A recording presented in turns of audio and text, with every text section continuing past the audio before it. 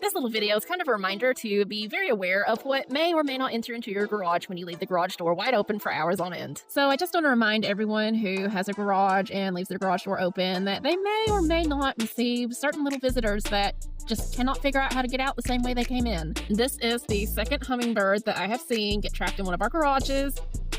Even with the garage door up, he just kept getting stuck between like the ceiling and the actual top of the door, like that little space, and he just could not seem to find his way back out.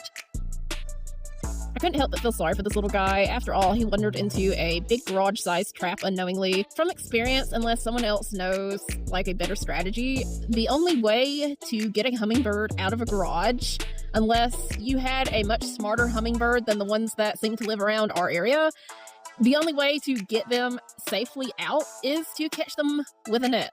And honestly, I feel kind of mean on one hand, like butterfly netting a hummingbird. There was like literally nothing else that we could do to get the poor little guy out of the garage. Trying to guide him or shoo him towards the big wide open space seemed to have done absolutely no good whatsoever.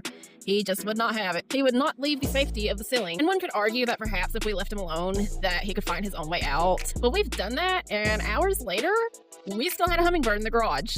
That being said, I had to suck it up and catch the poor little guy. Don't worry, I didn't like viciously swing the net and knock the bird out of the air to catch him. Actually, he had gotten so tired from flying around that he had alighted on the side of the wall, kind of close to where I could get him.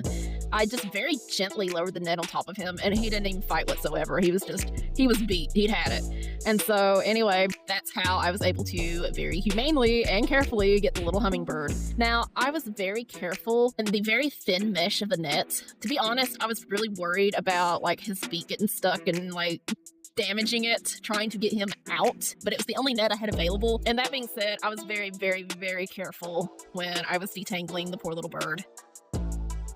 And as you can see at the end of the clip, he was perfectly fine and alive and flew away. Please stay away from garages.